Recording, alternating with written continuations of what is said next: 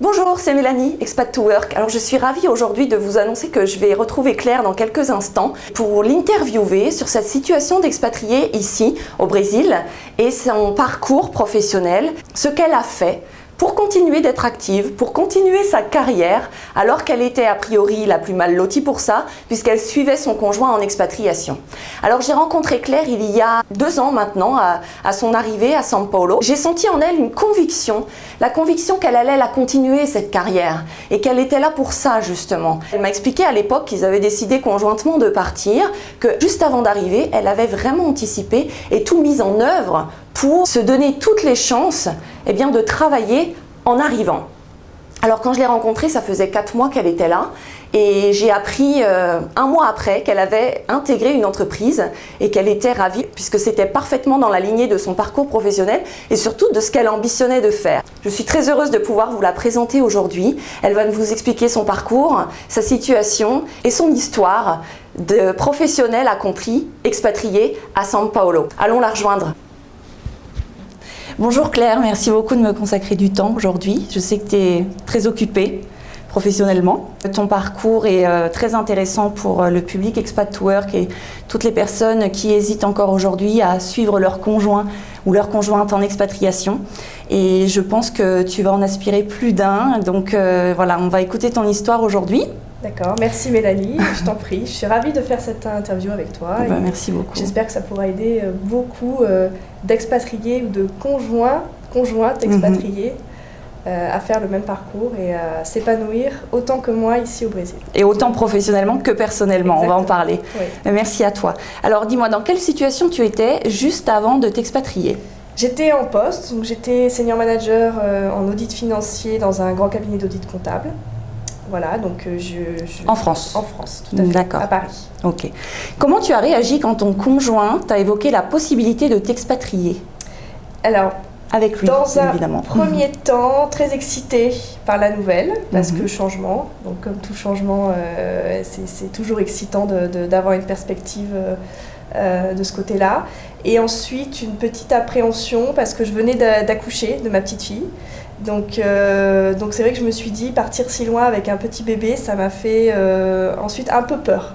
D'accord, donc la peur était plutôt du côté personnel. Exactement. Personnel, et ensuite c'est vrai que quand on réfléchit, quand l'idée mûrit, se pose la question de l'avenir professionnel du conjoint qui suit en fait. Mais dans un premier temps, tu étais ouverte à partir comme ça ? Ouverte, oui, parce qu'on en avait quand même déjà parlé auparavant et c'était quelque chose qui était éventuellement envisageable, à la fois du côté de mon mari et à la fois de mon côté également. Donc c'était une décision de couple, quoi, un projet de couple, clairement. Exactement. Et l'opportunité s'est présentée, donc il a fallu sauter dessus. D'accord, donc elle s'est présentée de son côté à lui. Tout à fait. En contrat d'expat, au Brésil, à São Paulo. Exactement. Et donc toi, quelles étaient tes exigences pour accepter de partir ? Vraiment. Alors déjà, le choix du pays, qui était important pour moi. Le Brésil, on a vite... Quand j'y ai réfléchi, je me suis vite dit que c'était une très bonne opportunité parce que c'est un pays qui aujourd'hui est stable, les gens sont très accueillants, il y a une possibilité... certes, il y a une barrière de la langue du portugais que je ne connaissais pas du tout avant de venir, mais le choix du pays était important et le Brésil faisait partie des choix et des destinations auxquelles on avait déjà pensé. Et au final, alors, qu'est-ce qui t'a décidé à suivre ? Déjà le poste de mon mari, qui était très intéressant pour lui. Et également le fait que, ensuite je vais l'expliquer, mais le fait que moi aussi je puisse travailler et je puisse m'épanouir personnellement et professionnellement. Donc que tu puisses travailler, donc continuer ta carrière. Exactement. Donc ça, tu l'as travaillé avant, j'imagine ? Je l'ai travaillé avant, exactement. C'était une exigence ? Ça faisait partie des exigences. Si tu n'avais pas pu travailler, est-ce que tu l'aurais suivi ? Je pense que je l'aurais suivi tout en continuant sur place, à essayer de travailler, à faire autre chose peut-être monter une entreprise, partir dans l'entrepreneuriat, pourquoi pas, sachant que je savais que c'était très difficile ici au Brésil. D'accord.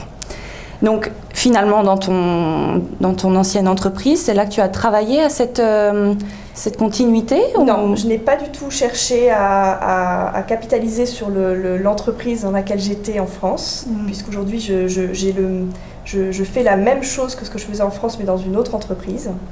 Je suis partie, j'ai démissionné, je suis partie sans rien, et je me suis laissé le temps de pouvoir m'organiser sur place et de pouvoir chercher du travail. Le plus important en fait, ce que j'ai fait de France, et qui à mon sens est le plus important quand on parle d'expatriation, c'est de s'assurer qu'on va pouvoir travailler légalement sur le territoire.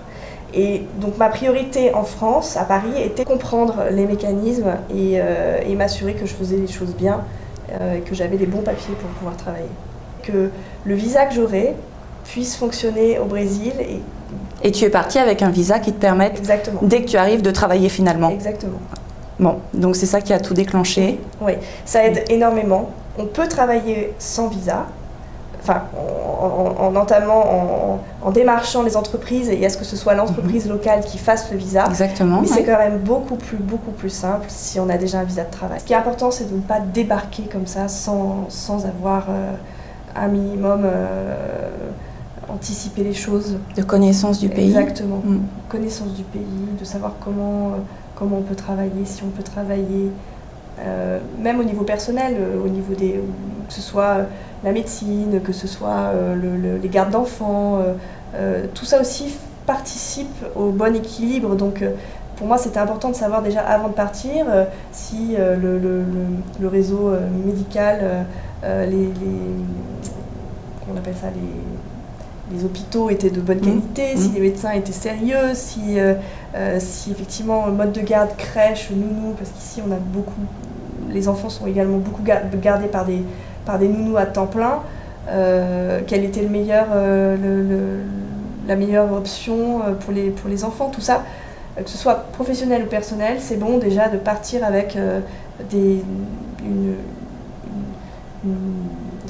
un savoir, d'essayer déjà de connaître ce qui se passe localement.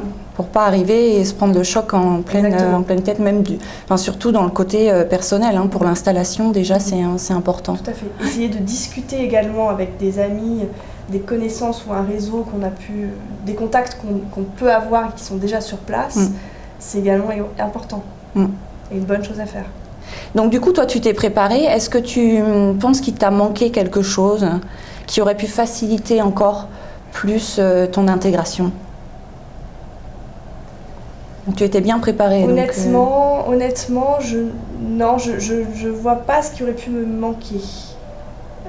Parce que finalement, les choses se sont bien passées, donc je vois pas ce qui aurait pu me manquer, d'important en tout cas, qui m'aurait manqué pour que je puisse démarrer ma vie ici. Combien de temps ça t'a pris la préparation en France pour trouver toutes les bonnes infos? On a su qu'on partait au mois de juillet-août et on est parti en janvier. Donc 6 mois. Quoi. Voilà. Donc effectivement, sur les 6 mois entre la date où on a su qu'on partait et notre départ effectif, j'ai un peu étalé toutes mes recherches sur ces 6 mois. Ouais. Quand on part de toute façon en expatriation, le gap est tellement énorme que je pense qu'il faut quand même un minimum d'organisation sur ce plan-là, si on souhaite travailler, si on souhaite continuer sa vie professionnelle dans un autre pays. Et finalement, tu as commencé à travailler au bout de combien de temps après ton arrivée? J'ai eu des contacts très rapidement. Au bout de 4 mois, j'avais des contacts déjà dans l'entreprise qui m'a recrutée. Sauf qu'il faut savoir qu'ici au Brésil, les choses prennent beaucoup de temps. Beaucoup de temps, exactement. Donc j'ai commencé effectivement à travailler au bout de 8 mois. Donc ça a mis 4 mois pour que je puisse commencer à travailler. Et comment tu te sentais pendant ces 4 mois-là? Bien, confiante. Confiante, oui. Pas impatiente? Non, pas impatiente, parce que je me disais qu'il fallait que je profite, au contraire, que j'allais effectivement maintenant travailler. Donc c'est toujours agréable aussi d'avoir un petit temps d'adaptation, de pouvoir avoir ses marques sur place, de pouvoir continuer les cours de langue tranquillement, parce qu'ensuite, une fois qu'on travaille, exactement. T'apprends sur le terrain, mais il vaut mieux bien parler avant d'entamer le travail. Maintenant, pour parler de l'interculturel, qu'est-ce que tu penses des Brésiliens au travail? J'en pense beaucoup de bien, mais aussi beaucoup de moins bien. Alors, la qualité première des Brésiliens selon toi? La première, c'est que les Brésiliens sont déjà très très agréables, très gentils. Ce sont des gens qui sont vraiment très accueillants et qui vous aideront pour tout. Donc la relation est facilement amicale. Ce sont des gens qui mettent beaucoup l'émotion au travail, ce qu'on ne fait pas du tout en France. Donc c'est vrai qu'on a un côté un peu plus détendu. Le côté moins bien, ce sont que les Brésiliens, le Brésilien est quelqu'un qui n'aime pas le conflit et qui ne sait pas dire non. Un peu comme les Chinois, je crois. Un peu comme les Mexicains alors? Peut-être, je ne connais pas le Mexique, mais voilà, le fait de ne pas dire non, de ne pas aimer le conflit, en termes de management, ça peut être très vite compliqué. Et on peut très vite tomber sur des grosses tuiles si la personne vous a dit qu'elle a fait des choses et qu'elle ne les a pas faites. Et moi, j'ai la chance d'avoir un métier où je manage beaucoup d'équipes et beaucoup de personnes différentes. Donc je connais maintenant les profils de chacun, je sais qui est de confiance, qui n'est pas de confiance. Et tu sens maintenant quand ça ne va pas le faire. Exactement. Et que tu as à faire quelque chose de plus en termes de management finalement. Oui, tout à fait. Okay. Et avec parfois quelques surprises parce qu'au Brésil, tout arrive au dernier moment. Exactement. En fait, c'est toujours finalement non au départ quand on comprend le non, hein, pas le non, mais tu as l'impression que c'est impossible. Voilà. Qu'il y a un mur qui s'érige devant toi, moi c'est l'impression que j'ai. Ouais. Et au final, c'est ça, c'est arriver à s'adapter. Au final, tu arrives toujours à quelque chose. Donc, au jeitinho, il existe vraiment ce jeitinho et ça fonctionne. Tout à fait. Alors, au prix de beaucoup d'énergie, j'imagine, dans le travail, ça doit être encore plus compliqué que dans la vie personnelle. Parce que toi, tu as des objectifs à atteindre qui te sont donnés. Oui. Oui, donc imposés. Beaucoup plus d'investissement, faire moi-même le travail quand la personne ne l'a pas fait. Donc ça, c'est la vraie différence en France. Mais cette différence, elle est due au niveau. Donc elle se comprend et une fois qu'on a compris ça, on travaille aussi d'une autre manière. En France, le niveau est beaucoup plus élevé. On recrute les personnes beaucoup plus tard quand elles ont déjà fini leurs études supérieures. Ici, on les recrute encore, ils sont encore à l'université, ils vont encore le soir à l'université, ils font leurs cours. Ils sont très jeunes, ils manquent parfois de maturité. Donc voilà, une fois qu'on a intégré tout ça, nous-mêmes, moi-même qui étais exigeante en France sur le travail, je réduis un petit peu mes exigences puisque je me mets au niveau, je suis empathique vis-à-vis des équipes et aussi des gens qui sont au-dessus de moi. Très bien. Voilà. C'est bien d'avoir atteint ce... effort d'adaptation. Oui, mais tu es parfaitement adapté, quoi. Ouais. Tu as reporté à la France? Tout à fait. Oui. Tout à fait. D'accord. Donc là, effectivement, je remonte le niveau. Les difficultés de reporting à la France, c'est que ce sont des reportings que je dois faire en anglais pour qu'effectivement les Brésiliens et les Français comprennent. Et la deuxième, c'est une difficulté puisque les équipes ne parlent pas beaucoup anglais. Les Brésiliens ne parlent pas beaucoup anglais. Donc ça aussi, c'est une difficulté, grosse différence avec la France où l'anglais est quelque chose qui est commun. Tout le monde parle anglais dans le milieu professionnel, en tout cas dans mon milieu professionnel. Donc ça aussi, c'est quelque chose de particulier. Et donc les conséquences sur toi, ce fait de devoir gérer d'une autre manière, de devoir donc reporter à la France, d'un travail qui te vient du Brésil, où la culture est différente, la culture du travail, l'organisation, etc. Est-ce que ça te donne plus de travail, plus de charge de travail? Oui, plus de charge de travail en termes de ce que je dois à la fois briefer la France, expliquer la culture, expliquer comment cela fonctionne. En fait, comme je fais le lien entre les Brésiliens et les Français, ça me demande un travail de coordination, de communication supplémentaire. Voilà. Et les deux cultures ne sont pas faciles à comprendre. C'est très difficile pour un Français de comprendre la manière de fonctionner au Brésil et vice-versa. C'est les différences culturelles qu'il faut vraiment comprendre et c'est compliqué. Et il faut faire comprendre aux Français que voilà, c'est comme ça ici et ça c'est et leur assurer que oui, ils vont voir les résultats. Tout à fait. Mais avec un peu plus de patience peut-être. Voilà, plus de patience. Oui, essentiellement plus de patience parce que c'est vrai que ce seront les délais qui vont prendre plus de temps. sinon, en soi, la technique de travail ne change pas beaucoup. Alors, une journée type, de quelle heure à quelle heure? Journée type, je dépose ma fille à l'école à 8h. J'arrive au travail en fonction des embouteillages, parce que São Paulo est une ville très embouteillée. J'arrive entre 8h30 et 9h. Ensuite, je gère une quinzaine de dossiers, donc la journée n'est pas vraiment type. Si je suis en clientèle, je travaille sur le client en question avec mes équipes. Si je suis au bureau, je vais plus travailler le côté relation French Desk, donc, pour lequel je m'occupe, essayer de développer mon réseau. Voilà. Et donc la journée se termine à quelle heure? Ici au bureau, hein? Au bureau, je pars du bureau vers 7h, 19h. Et comment tu gères avec ta fille alors? Alors on a la chance, on a choisi notre lieu d'habitation qui est beaucoup plus proche du bureau de mon mari.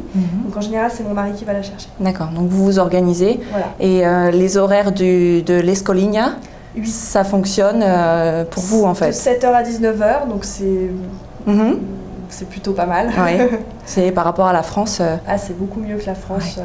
Je crois que les crèches en France finissent à 6h peut-être. Donc c'est vrai qu'une heure de plus, c'est appréciable. Oui, c'est sûr. Ouais. Donc finalement, que de la réussite là-dedans?